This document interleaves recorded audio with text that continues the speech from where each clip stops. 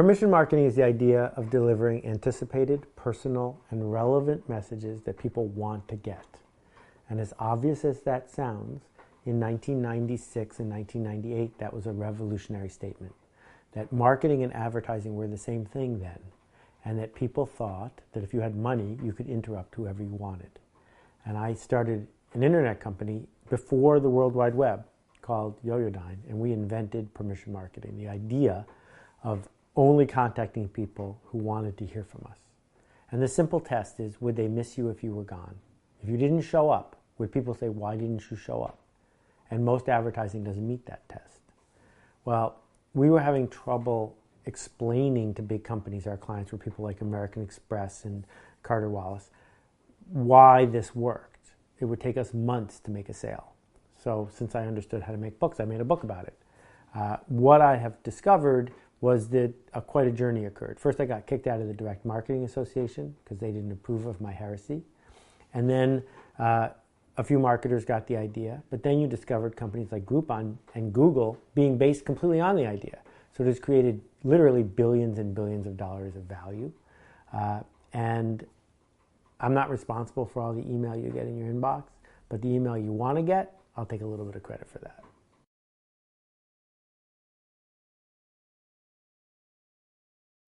Well, the good news is there is a Direct Marketing Hall of Fame, and after the Direct Marketing Association kicked me out, a few years later they called me back and invited me in. So I had a little plaque up there somewhere.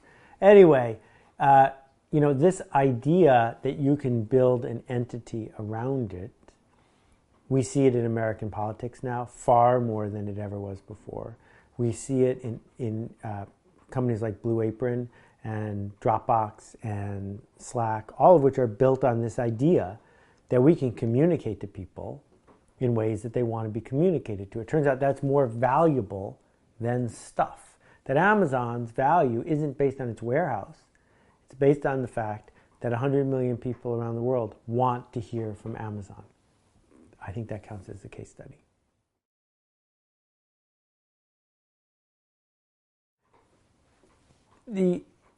Marketing is fueled by adrenaline. It's fueled by urgency and emergency. We see it at its worst in political campaigns, but we see it everywhere.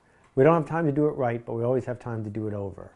We overcome our fear by creating an emergency. But this endless emergency is caused by the fact that we're not patiently, drip, drip, drip, working our way to a place of relevance. In fact, urgent patience, not hiding, but patiently building an asset is probably the single most overlooked thing that marketers fail to do.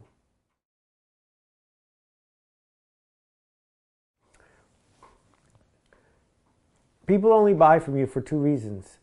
They know you exist and they trust you. Awareness and trust. That's all. The thing about awareness is they're not making any more of it. The thing about paying attention is if I pay you my attention, I don't have it anymore. It's gone forever. So we're getting more and more focused on keeping our attention to ourselves, not giving it to whoever shows up. Marketers have a history of just taking attention and wasting it. But going forward, marketers who treasure that, who cherish it, who grow it and nurture it, those marketers do better than the ones who are just racing around with an emergency.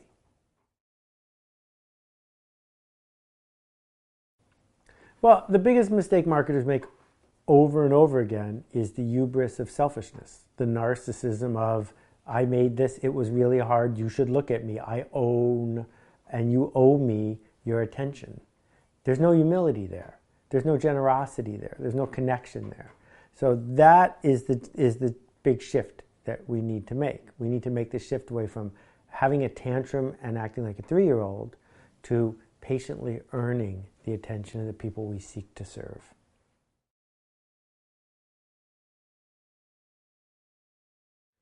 Well, there are people who are far better than I to talk to you about stuff like this. People like Gary Vee, who understand how to do the platform dance. I have no interest in it at all. I think that it's a trap. I think it's a way to avoid the other work, which is the work that makes you being someone they will seek out. That over and over again, the next bestseller is a surprise bestseller, the ones that no one expected. That the movie industry spends billions of dollars a year using tried and true platform techniques. And yet, the movies that delight and make enough money are the surprises that didn't follow any of those steps. That, you know, it used to be you ran your coming attractions Thursday night on TV at 8 p.m. because that was blah, blah, blah, blah, blah, and there's a method. I don't think you need a method. I think you just need to care.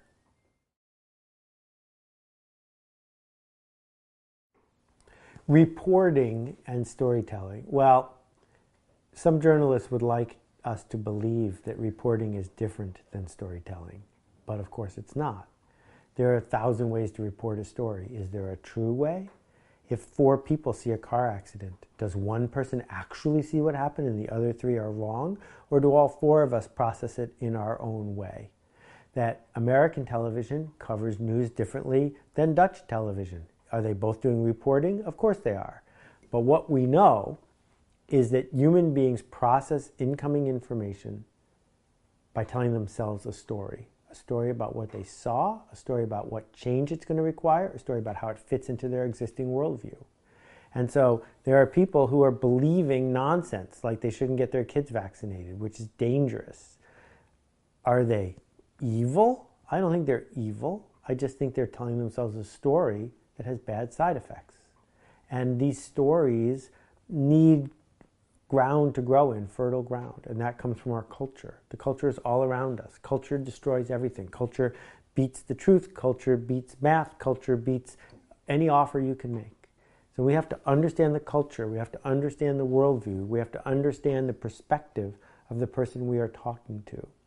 That the fascinating thing about science is it has a set of rules that permits it to improve. But Ignaz Semmelweis, the brilliant scientist who figured out that if doctors would just wash their hands after they delivered a baby, many children would not die. It took 20 years before other doctors started washing their hands because the story that Semmelweis was telling didn't resonate with those doctors. And as a result, millions of babies died. We see this again and again and again. So our job is anyone who wants to make change, because that's what marketers do, our job is to tell a story that resonates with the people who are hearing it. I don't think there's any such thing as authenticity. I think that when we are being our authentic self, we're wearing diapers and pooping. I mean, that's what babies do. They're the last time we ever just did whatever we felt like, right?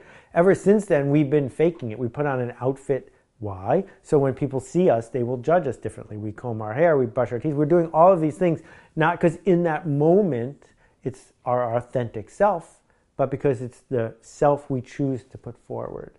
So let's redefine authentic to mean consistent. Our consistent self is one that if you look at it from the back and look at it from the side, it's the same. Our consistent self is the way we behave in front of our mom and in front of our customer. When we're consistent, then we can define that as a version of authenticity.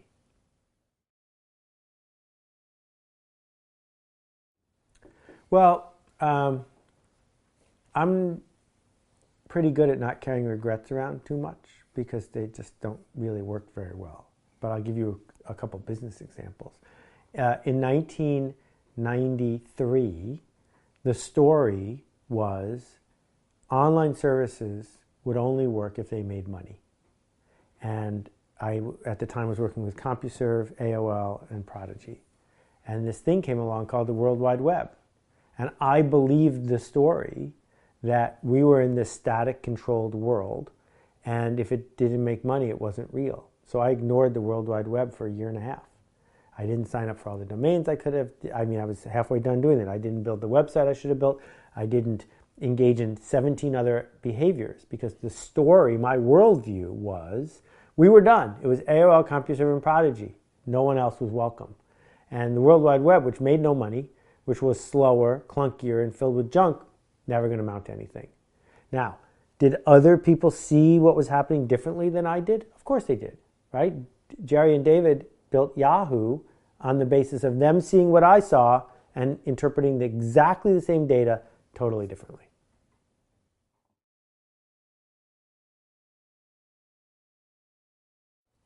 I guess the way I interpret it is I cried when I wrote Tribes. And I didn't cry when I wrote Permission Marketing. That Tribes is the first book where I got at the heart of the change I am seeking to make in the world. It doesn't matter to me if Avon or Harley Davidson sells yet another product. It matters to me that human beings step up, that they speak their truth, that they look other people in the eye, that they shake off this industrialized regime and instead choose to take advantage of this moment that we have. And I don't know how long we'll have it. All of us are more powerful than we think we are. All of us have the ability to make things better. And that's why I wrote Tribes.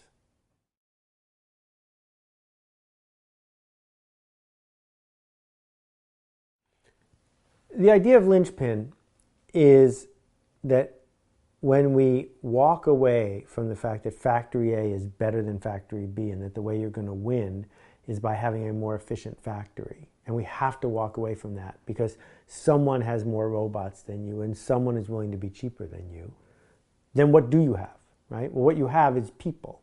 And the question is, do you have compliant people? People who do what they're told, show up on time, get more efficient each day? Well, that's not going to help you very much because that's what you need in an efficient factory. Or do you have caring people, passionate people, connected people? Do you have people who act like they own the place? Do you have people who can look a customer in the eye and make a difference for that customer? Because it seems to me that's all you got left. Because once it's a robot, anyone can buy the robot. But that person works with you, not for you, but with you. And no one else can have them as long as the two of you are dancing together. That's where success lies. So you don't handle linchpins. You welcome them. You embrace them. You nurture them. That the organization of the future doesn't need a lot of people. I run the Alt MBA, the school I run, with 2 full-time people. What you need are people who are willing to make a difference, who are willing to stand up and say, I made this, who are restless enough that if you don't keep it great, they'll leave because someone else wants them. That's the opposite of what most companies want. Most companies say, I want people to be downtrodden, I want them to be compliant, and I don't want to worry about them leaving. Well, isn't it better to have someone so great you would miss them if they were gone than it is to have mediocre people who you're confident have no place better to go? I think that this is the frontier we have to go forward. And if you're a worker, you have to make a new commitment, which is you've been brainwashed for so many years, you've been tricked, you've been hoodwinked, and you've been put into debt by complying. And if you're just going to comply more, you're going to get more of that. And there's an alternative. And the alternative, because everyone has a laptop and that laptop is connected to 1.5 billion other people, you have the same tool as everybody else. How are you going to use it?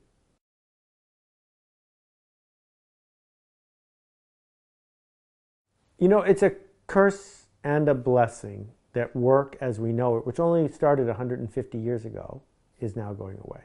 That there was a 150-year parentheses, just like the Gutenberg parenthesis, which lasted 500 years, right? Printed books, I love them, not going to be around much longer as a tool of change.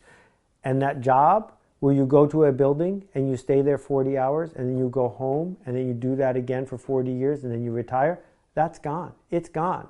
We wish it would come back, some people do. We want to elect people who promise they will bring it back. It's not going to happen. So, given that that's the case, we need to find meaningful work, even if that work doesn't involve helping a company make a profit. That this is the richest planet the planet has ever seen. That there are more people who are overweight now on the planet as a percentage than ever in history. There are more people who have what they need to survive as a percentage than ever in history. And it's the safest the world has ever been. Now what are we going to do? What we better do is figure out how to make it also meaningful. What we better figure out how to do is take these abundant resources and distribute them ever better. Because the inequality, the inequity between people who are lucky enough to show up in a monopoly on the right day and the right time and those who aren't, if that gets worse, It's going to be a lot harder to build a culture we're proud of.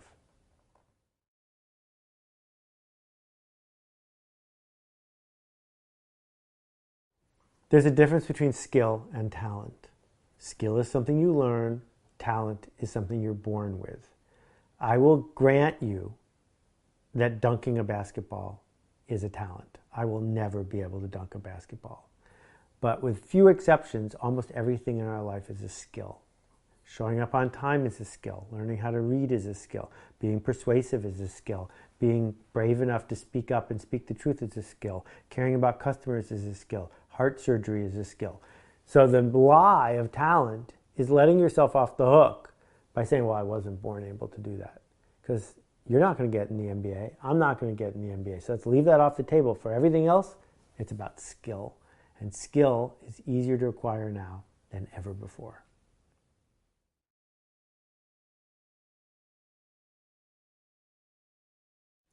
My friend Steve Pressfield coined this term, the resistance.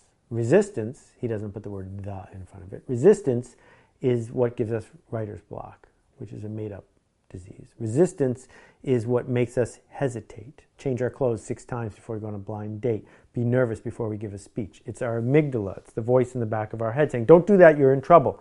Well, you were in trouble when that alarm went off and there was a saber-toothed tiger or a mastodon around. You were in trouble if that alarm went off and the chief was about to throw you out of the village. But now, when that alarm goes off, it's a light telling you you're going in the right direction. Because that's what it means to be remarkable, to be a linchpin, to stand out, is you're nervous, you're afraid, because something might not work. And if we use it as a compass, we can't fight it, but we can dance with it. If we use it as a compass, it almost always points in exactly the direction we ought to be going.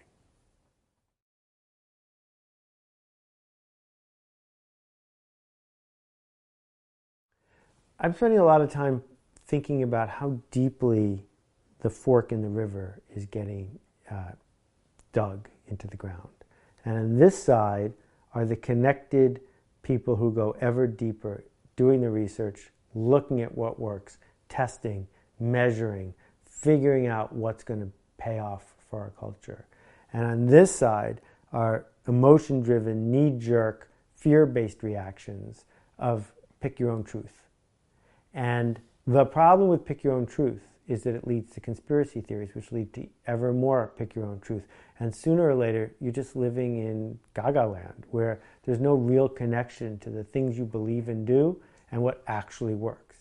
And I saw this behavior from big-time marketers in 1995 who insisted the world would be one way or another. I see it often when you talk to boards of directors or people who have something that's succeeding or was and isn't going to succeed anymore. But now you also see it with the public. You see it with people, I just heard this the other day, many low-income people, when they seek out a loan, seek out a high-interest loan because it's a big number. Big numbers must be good. And you just want to go, oh my goodness. Because you know that's silly, I know that's silly, but if you're surrounded by a culture that doesn't teach you, that doesn't have expectations that you're going to be able to dig deeper, then you're going to suffer.